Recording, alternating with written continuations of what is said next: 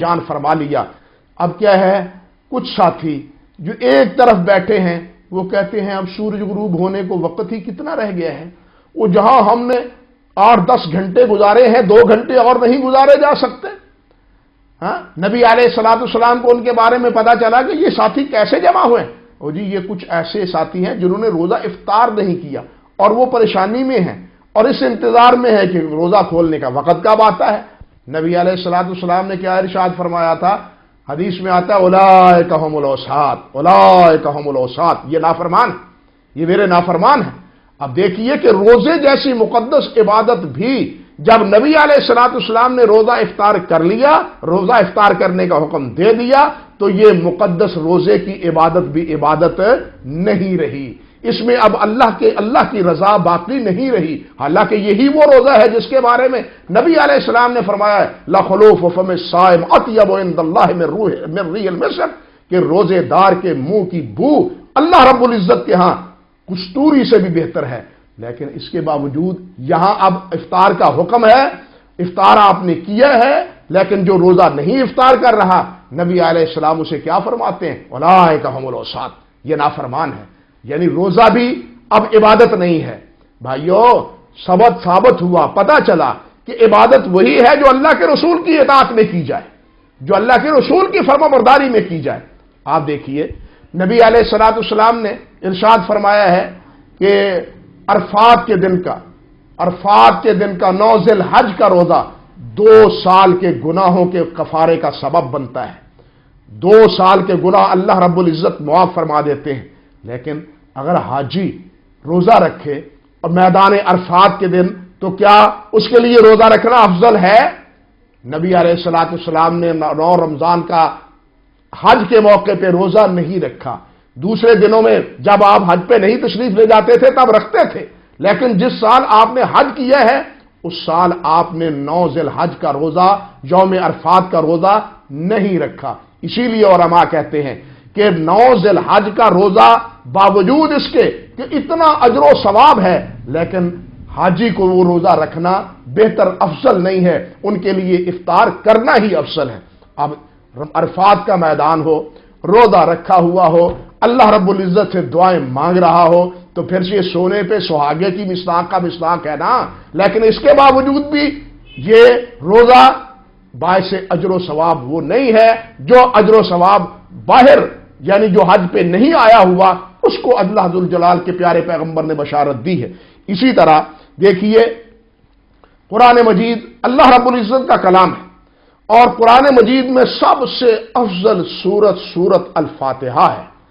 یہی حضرت ابو سعید رضی اللہ تعالیٰ عنہ، جن کی حدیث اور جن کا تذکرہ میں پہلے کر رہا تھا، انہی روایت میں یہ تفصیل موجود ہے، اور حضرت ابی بن کعب رضی اللہ تعالیٰ عنہ سے بھی یہ روایت موجود ہے کہ نبی کریم علیہ الصلوۃ والسلام نے ارشاد فرمایا کہ اللہ نے مجھ پہ ایک سورت ایسی نازل کی ہے کہ ایسی سورت نہ تورات میں ہے، نہ انجیل میں ہے، نہ زبور میں ہے، اور نہ ہی قرآن مجید کی باقی سورتیں اس کے مقابلے میں ہیں۔ گویا کہ وہ سورت قرآن مجید کی تمام سورتوں سے افضل، اور ایسی سورت اللہ رب العزت نے ایسی بابرکت سورت تورات اور انجیل اور زبور میں نازل ہی نہیں کی۔ اللہ اکبر کبیرہ، اتنی بابرکت سورت۔ اب ایک آدمی ہے، نماز پڑھتا ہے، نماز پڑھنے کے بعد سلام پھیرتا ہے، نماز سے فارغ ہو جاتا ہے، تو نماز سے فارغ ہونے کے بعد وہ پھر سورت فاتحہ کی تلاوت شروع کر دیتا ہے کہ قرآن مجید کی سب سے افضل سورت تو یہی سورت فاتحہ ہے، تو نماز سے فارغ ہونے کے بعد میں کیوں نہ یہ قرآن مجید کی افضل ترین سورت تلاوت کروں۔ اللہ اکبر کبیرہ۔ اب علماء کیا کہتے ہیں، ان سے پوچھئے، علماء سے پوچھئے کہ اس کا یہ عمل کیسا ہے۔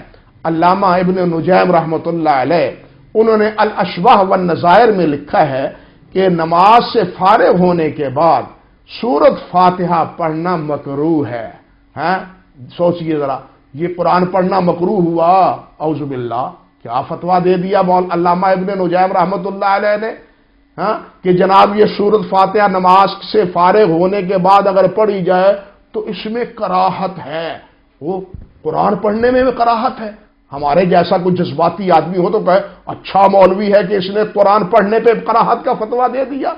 بھائی یہ اس لیے ہے، بتلاتے ہیں، وہ کہتے ہیں کہ یہ اس لیے ہے کہ یہاں اس موقع پہ سید کائنات حضرت محمد رسول اللہ صلی اللہ علیہ وسلم نے قرآن مجید نہیں پڑھا، سورۃ فاتحہ نہیں پڑھی، بلکہ یہاں اللہ اکبر، استغفر اللہ، استغفر اللہ، استغفر اللہ، اللہم انت السلام ومنک السلام، یہ تسبیحات اور یہ دعائیں پڑھی ہیں اور انہی کے پڑھنے کا آپ نے حکم بھی فرمایا ہے.